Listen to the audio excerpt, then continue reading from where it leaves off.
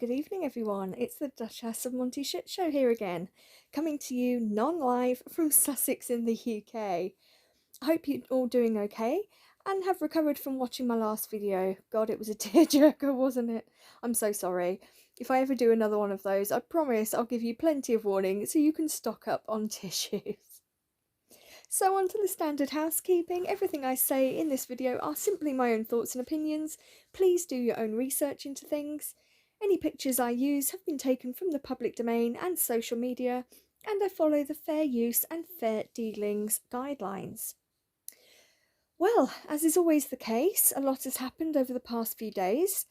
Many articles have been put out into the mainstream media, many of them the standard puff PR from the sunshiny Ballsacks Corporation, some of them not. This video, hopefully, is just going to help you bring up to speed with a couple of them from the ex-working royals. So, may turn into a bit of a rant, and I apologise. Actually, I don't. Sorry, not sorry. So, in one of my previous videos, I spoke about the Sharkles, who were at that point preparing to collect the President's Award at the NAACP Image Awards for their apparently outstanding public service and humanitarian work.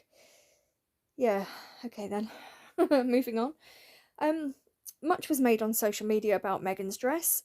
She attended, I believe, I think it was about £2,000, Christopher John Rogers dress. And I have to say, credit where credit's due. I thought she actually looked pretty decent, to be fair.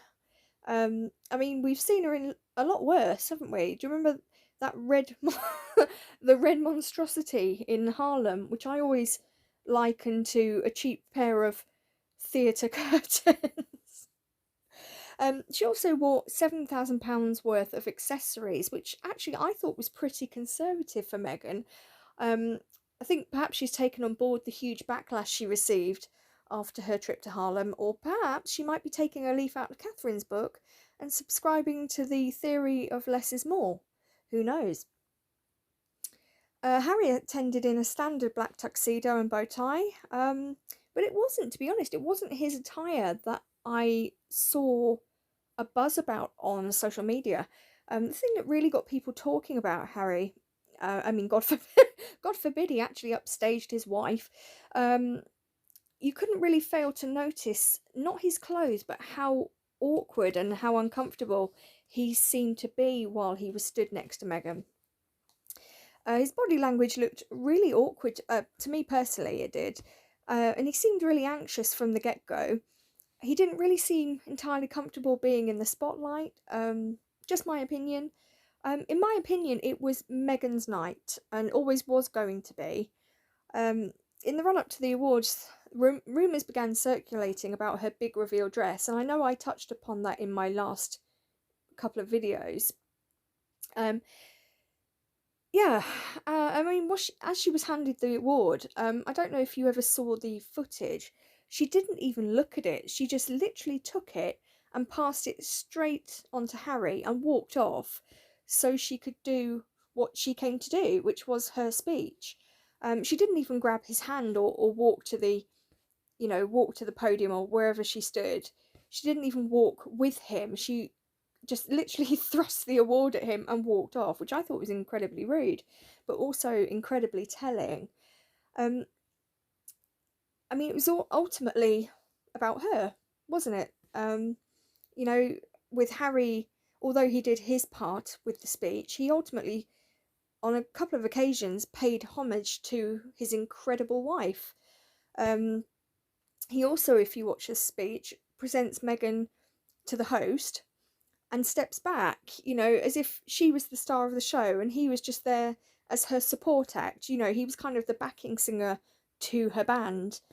That's really sad because she never actually paid him the same courtesy or compliments in her speech. She looked at him a couple of times and smiled while he was talking about her, but there was no actual formal acknowledgement, and I thought that was really sad.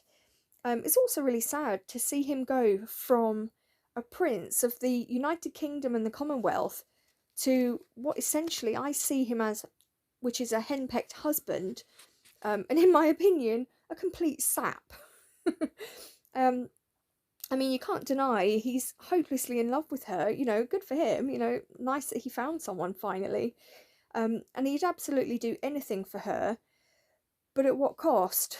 It appears, in my opinion, to be a pretty unbalanced relationship where there is far more take than give on her side of things. Um, I can't imagine someone who has always presented himself as an alpha male truly being happy with this arrangement, but who really knows what goes on behind closed doors? Um, Surprised but not surprised to see that Doria finally broke cover and put in an appearance alongside Harry and Meghan. Um, to be fair, looking better than she has done in a long time, to be fair. Whether that's through hard work in terms of nutrition and exercise, or whether it's surgery, we'll never know. you know. But yeah, she looked really good. Or was she hired for one night only, just to give a little bit more clout to her daughter's insistence that she's black, when clearly both her passport and driving license state that she's Caucasian? It does make you wonder a bit, doesn't it? Well, before I move away from this topic, actually, Harry was keen at the beginning of the NAACP award speech to announce that he and Meghan stand by the people of Ukraine. That's great, guys. Great you mentioned it. But how about you put your money where your mouth is and make a substantial donation to them, either financially or donations of food, clothing, supplies. Yeah, thought not. Don't worry though, you just go to sleep tonight believing you're the greatest humanitarians that ever lived. Don't give it a second thought. Honestly, don't. It's worth pointing out that the Duchess of Cornwall, who I've said previously, I'm not her biggest fan, but she really is starting to grow on me, like a surprising bit of hair. um, she visited the Ukrainian Catholic Cathedral in London a couple of days ago, where she was photographed being visibly moved after speaking with some Ukrainian citizens and representatives, and she made a substantial private donation. Um, I can't imagine for one second that if Harry and Meghan had made a donation to the um, Ukrainians, that it would be private. It would be absolutely leaked or announced or revealed, or I don't think they would let that bypass without some form of recognition. Um, I have to say, Camilla is going up in my estimations all the time. What will she do next to impress me, I wonder? Right, moving on again, but linking back to what I've just said, actually. The Sussex squad. Um, Actually, I'm just going to call them the squad because, quite frankly, I am from Sussex. I'm not from Sussex originally, but I have been here now for the past 17 years. And I absolutely hate being linked to the Duke and Duchess of Sussex. I hate that our beloved county, we are a proud lot of people here, and I hate that our lovely county is linked to such a, in my opinion and my opinion only, such an unbalanced and hateful group of people. It seems that they've been flapping their gums and getting their knickers in a twist yet again over the Ukrainian president, Vladimir Zelensky. I think I've said that right. Vladimir Zelensky's failure to thank Harry and Meghan for announcing that they stand with Ukraine. Well, boo bloody who. Tough titties. Life just isn't fair, is it? you know. I may be wrong, of course, but I suspect he's a little bit more busy right now to worry about giving a shout out to every single person who stands by him and wishes him well. Obviously, to somebody like Meghan Markle, this will probably absolutely stick in her craw, and the lack of acknowledgement, especially by a global leader and someone who's very sort of hot topic right now, that must really sting and must really hit home that perhaps they're not considered to be the global leaders that they, certainly perceive themselves to be. Something which the squad have become fixated upon lately, I've noticed, is why are you acknowledging William and Catherine's statement? Harry and Meghan got in there first. Well, yeah, I mean, I have a theory which I'll share with you a bit later, but what the hell is all that about? I mean, are you guys still in kindergarten? You know, nursery? It's all a bit juvenile and infantile, isn't it? You know, it's all a bit, I'm telling. Miss, the Sharkles did it first. It's not fair. Oh my God, grow the hell up. I mean, for heaven's sake, we are talking war and a full-scale humanitarian crisis going on at the moment.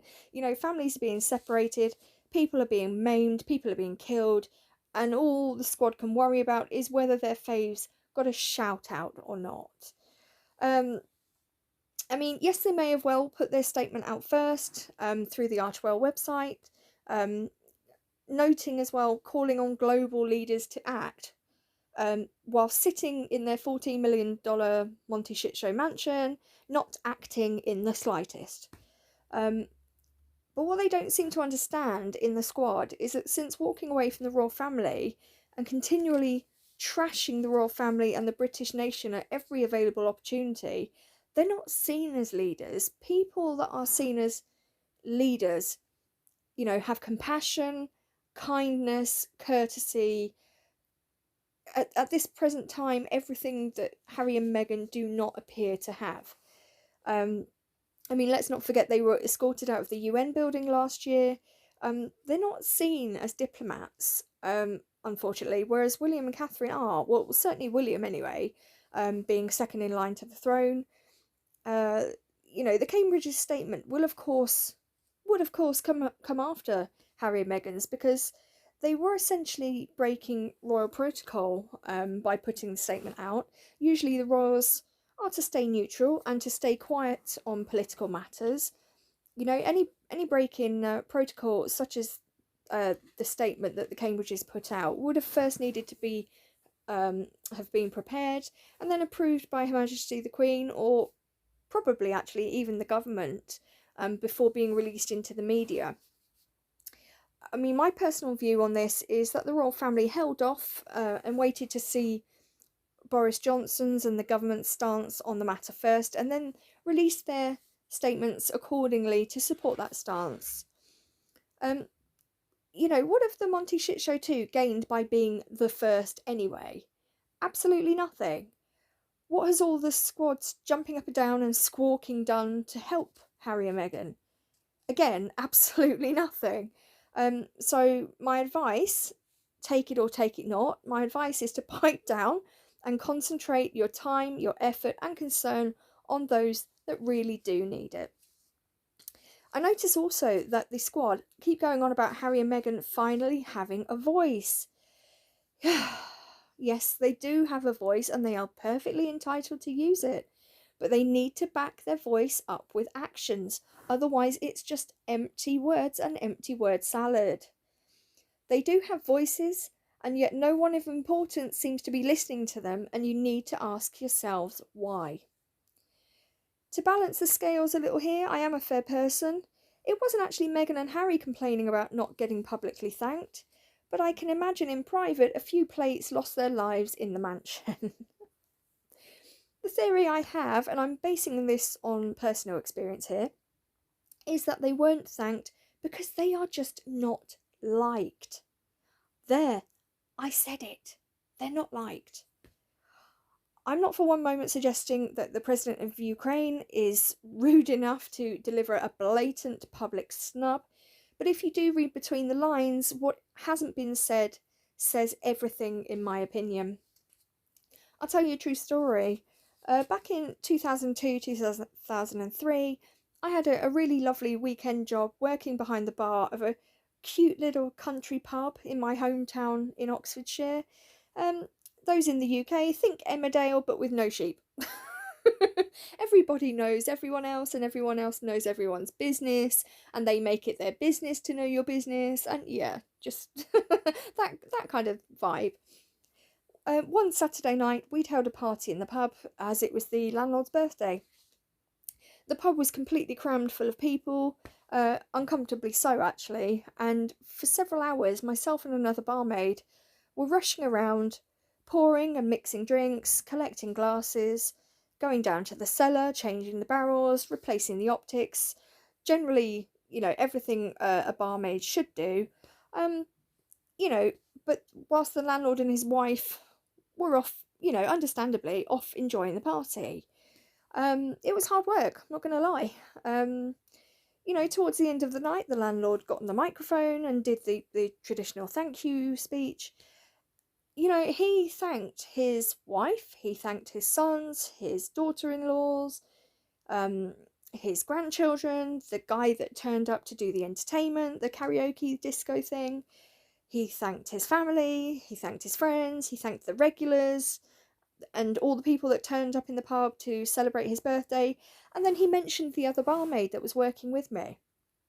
But absolutely nowhere was there a mention of me. I noticed it, and the whole pub noticed it, because they all then turned to look at me, expecting me to be acknowledged. And then the landlord just said, and thanks for coming, and gave the microphone back to the entertainment dude and walked off the stage. And it was uncomfortable. I'm not going to lie. It was really, really uncomfortable, and a huge slap in the face for me, running around sweating for several hours, making sure everyone was topped up with drinks and making sure the bar was running smoothly, and then to be publicly snubbed like that. I'm not going to lie. It really hurts. And it really did sting for a while. So, I can kind of identify with Megan in that respect. But but then with respect, my situation was incredibly different to being, not given a shout out on a public scale. Mine was just a simple party in a pub in Oxfordshire. um, but I mean, it did really great on me for a while, and I found out a few weeks later that the reason for that was that the landlord actually didn't care for me all that much. I mean, I am pretty gobby. If you haven't been able to tell already, I am pretty opinionated, I am pretty gobby. And the landlord just didn't like women who had opinions. So I found out the reason why he didn't mention me was deliberate. He didn't care for me all that much, and that was his subtle way of letting me know. So it won't surprise you to hear that I handed in my notice soon after. Um, I wasn't about to stay in a place where my hard work wasn't appreciated and valued. Got that out though. Oh, getting a bit teary thinking about that. Yeah, so by the squaddies attacking a man who is incredibly brave, and sacrificing everything to protect his country and his people from invasion by Russia. I mean, his life is in immediate 24/7 danger here, and some of the squad are showing themselves to be, in my opinion, utterly evil. They really should be ashamed of themselves, because in I should imagine in their world they're always right and everyone else is wrong. But when this all backfires on them, which inevitably it will do sooner or later, that they'll be the first to cry victim. I must make it clear at this point, actually, that I don't include everyone in the squad in that little rant. Despite our obvious differences of opinion on certain people and subjects, I'd like to think I'm a fair, reasonable person, and I know a fair proportion of squaddies are reasonable people.